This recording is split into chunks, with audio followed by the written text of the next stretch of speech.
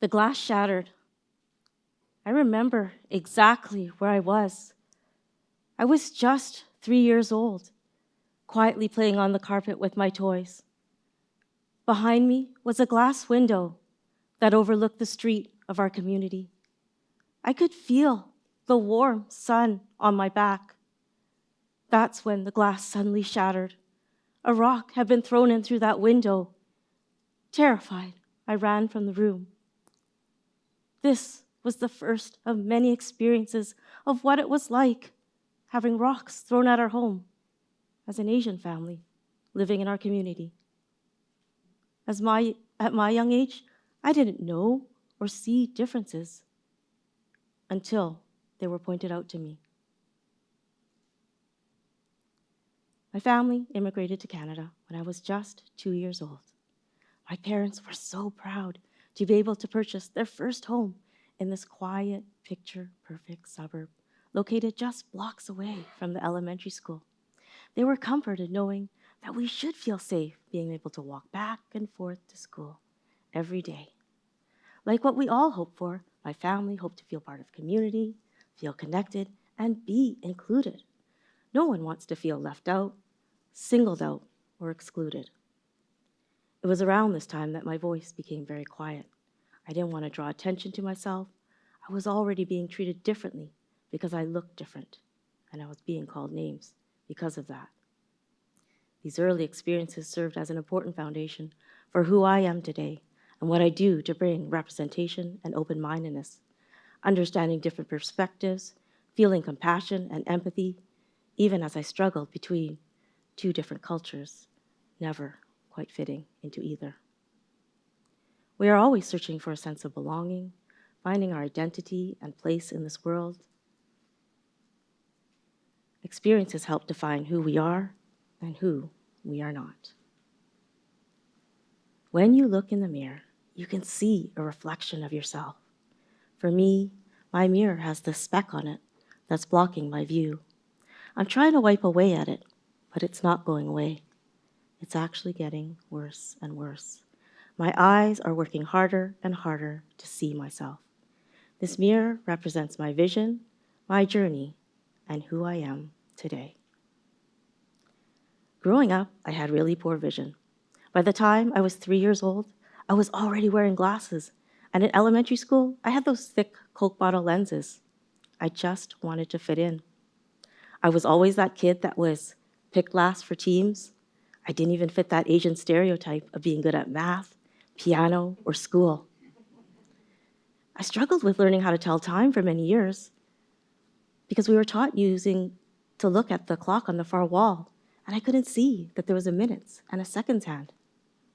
I also struggled with learning long division. We were taught using an overhead projector, and I couldn't see the far screen, some of the numbers, and the steps that it took to solve it. Because of my incredible shyness and my fear of using my voice, I would never put up my hand for help. I would rather melt into the floor. My other siblings wore glasses too, so my poor vision was never fully questioned.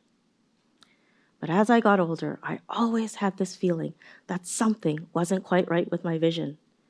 And it wasn't until many years later that I was finally diagnosed with a rare inherited genetic eye condition called cone rod dystrophy. This finally explained my sight loss. I am one of 1.2 million Canadians currently living with vision loss. But did you know that there are over 8 million others living with an eye disease that may lead to blindness? This glass mirror suddenly shattered. On January 1st, 2019, I woke up with this terrible headache that to this day I still have. I was diagnosed with something called NDPH, New Daily Persistent Headache. How do I describe this head pain? It has migraine-like symptoms. It gets worse with physical activity. I'm sensitive to light. The pain can get worse or better throughout the day, and I'm unable to complete tasks. I struggled with severe depression and was bedridden for the first 8 months of my diagnosis. It is rare and debilitating, and there is no cure. As I look at these shattered pieces of glass that now represent my life, Each shard cut so deep, responsibilities and commitments I couldn't keep, a job that I loved and I'd worked so hard for, I couldn't return to work. I lost my sense of self. I didn't know who I was, what I liked, or even what I wanted, because all I felt was pain every single day and every single moment. This wasn't the life I wanted or the life I had envisioned. I tried to pick up one piece at a time, but I honestly and literally couldn't see how any of these pieces could fit back together again. Piece by piece was a blurry reflection of what I could no longer see. I needed, and I started to work on myself. I needed to focus on the quality of my life. I needed to accept myself for where I am today and at this moment. I started to look at blindness as a gift. With this new perspective, I reflected on what I still can do. And I realized I didn't need to put this mirror back to what it was before. I could make it reflect what I wanted it to. I could rewrite my story. I may not have sight, but I had a vision. And I started to pick up these pieces to build community through connection and inclusion. So, who has a smartphone? Or rather, who doesn't have a smartphone these days? Incredibly, this glass touchscreen is the window that reflects our world today. What do you use your screen time for? Social media, messaging, taking pictures of your food? For the blind and visually impaired community, this piece of technology has been a game changer, offering so many functions, allowing us to be more independent. I mean, I've got a built-in flashlight, a GPS navigator, a wallet, and a best friend named Siri, all in one. For our social connection and well-being, we stay connected. And social media has been crucial for many people with disabilities for that connection. To build community and to understand others, we first need to understand ourselves. With my diagnosis, I felt alone and isolated. I struggled with the idea of having to start using my white cane because of the stigma associated with it. In my mind, it was the ultimate signal to the world that I was blind and, again, different and vulnerable. I had also never seen anyone that looked like me using a white cane. And even though I'd grown up in the city, as it has become so diverse, yet in my lived experience had not encountered many blind people or an Asian blind person. And even though my family had raised me very westernized, still our culture doesn't talk about disability, and we often hide it. How do you see disability? Through the power of social media, I was able to connect with others in the sight loss community where we could empower and give each other self-confidence. This community has been so supportive, and I've been able to learn so much from them. Now, if you had told me 2 or 3 years ago that I would be on social media, I've been taken aback and blindsided. I mean, I was so introverted and a very private person because, to be honest, I watch way too much Dateline in 2020. And when I first started my Facebook page, there was no way I was going to put a picture of me in my profile pic. But I realized it's when you share your stories and your struggles that it bridges a gap between others and your life. And it's when I found that sense of identification, comfort, and connection. It's also when I began to accept myself and feel confident in using my white cane. Blind people are just like everyone else. You may walk past a visually impaired person and not even know it. We can pretty much do anything a sighted person can. We can cook. I prefer to skip the dishes. But I can cook. We can put on makeup, and we are independent. Self-esteem, self-belief, and self-identity are partially formed through social interactions, and it's important that people encounter those empowering experiences. How can we all be that experience?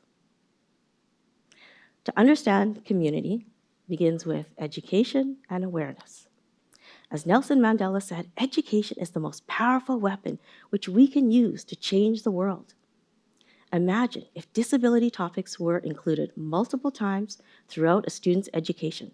They would recognize that these are important issues because disability affects all of us, whether it's ourselves personally, our parents, other family members, children, friends, or coworkers, or you may be a caregiver at some point in time.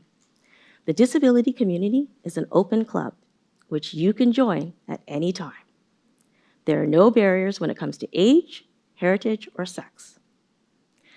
Take a look around you, even just in this space. 1 in 4 adults reports having a disability that affects a major life activity. And according to population growth and aging trends, the number of Canadians with blindness or partial sight is expected to double in the next 25 years.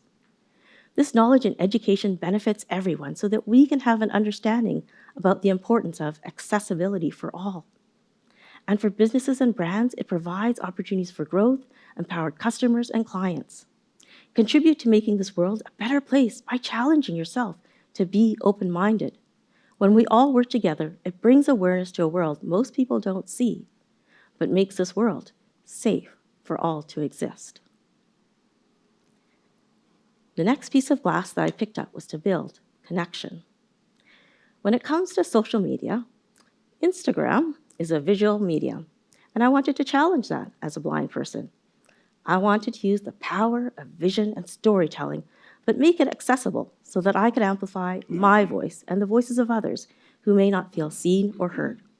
I was able to bring together the sighted and the visually impaired community to bring understanding and awareness. And 3 things that I do and what we all can do to make our social media posts accessible and to ensure connectedness is to firstly add alt text. With the help of VoiceOver or screen reader, it reads out the photo description. Secondly, write out your image descriptions. This is helpful for those who don't have a screen reader and makes your content accessible to everyone. Think of those who have autism, sensory processing disorders, dyslexia, colorblindness, cognitive learning difficulties, or ADHD. And image descriptions can also be translated into other languages. And thirdly, make your hashtags screen reader accessible. Use camel case. Capitalize the first letter when writing out phrases. The thing is, you as the user would need to manually input this. There are some users who make it their standard, but many others who don't make it a priority because its importance isn't understood.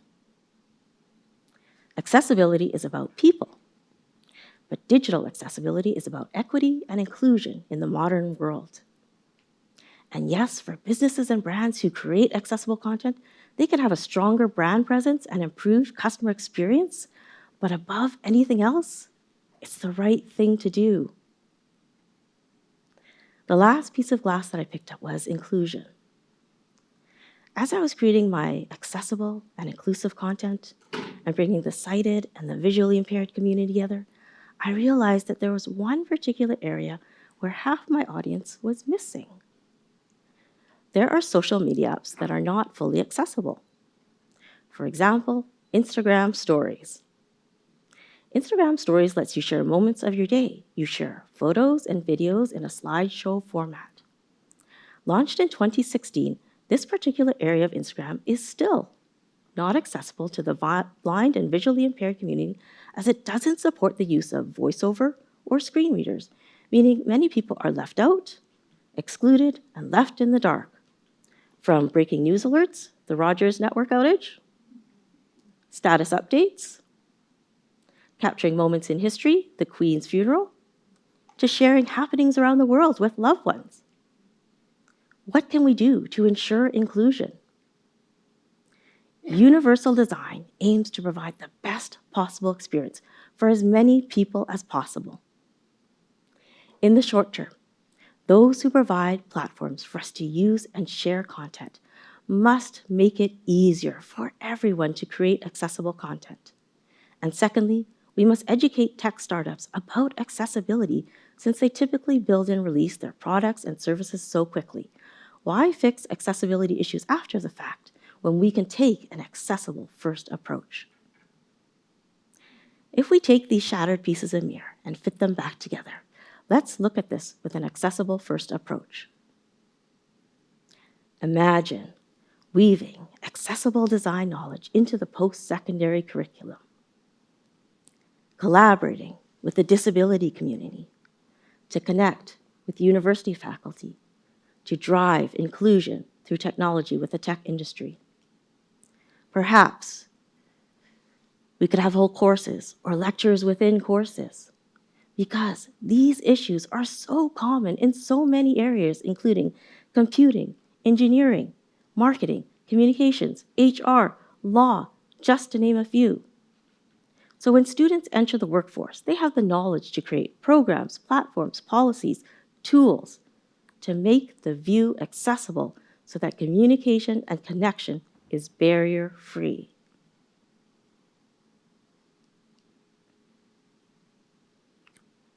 To the little girl that sat amongst the shattered glass, I would go back in time and tell her that differences are what allowed her to see with her heart, and that today her voice has power. Let's spark conversation and make great ideas accessible. Reflect on what we can do versus what we can't. When you look in the mirror, let's shatter the glass and reflect on the truly diverse, inclusive, connected community that we truly are. And when we look at digital accessibility with an accessible first approach, no one will be left out or left behind. I leave you with this quote from Barry Neil Kaufman: "The way we choose to see the world creates the world we see."